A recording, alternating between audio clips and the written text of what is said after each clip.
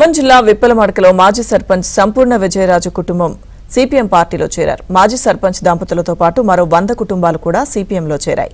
పార్టీలో చేరిన వారికి సిపిఎం డివిజన్ కార్యదర్శి భూక్యా వీరభద్రం, తెలంగాణ రైతు సంఘం జిల్లా కార్యదర్శి బొంతు రాంబాబు పార్టీ కండువాలు కప్పి స్వాగతించారు. మరోసారి సర్పంచ్ ఎన్నికల్లో పోటీ చేస్తున్న సంపూర్ణ విజయరాజుకు పార్టీ నేతలు మద్దతు పలికారు.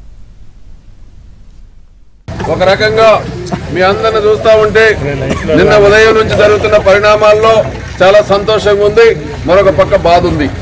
సంతోషం ఏమిటి అంటే విప్పలమడకలో సిపిఎం అభ్యర్థి పోటీ చేయలేదట, ఏమైంది విప్పలమడకలో అని చెప్పి మండల వ్యాప్తంగా జిల్లాలో చర్చ జరుగుతుంది. ఒక పక్కన ఏమైందో మేము తెలుసుకొని చెప్తామని చెప్తుంటే ఈ గ్రామంలో ఉన్నటువంటి యువకులు, ముఖ్యంగా గరిడేపల్లి వారసత్వం ఉన్నట్టు అనేక కుటుంబాల వాళ్ళు ఫోన్ చేసి మేమున్నాం, ఈ ఎర్ర జెండా నిలబెడతాం, సిపిఎం అభ్యర్థి రంగంలో ఉండాల్సిందే, మేము ఏదో ఒక అభ్యర్థిని తీసుకొస్తాం పార్టీ దగ్గరికి అని చెప్పి మొన్న రాత్రి నుంచి అనేక ప్రయత్నాలు చేశారు.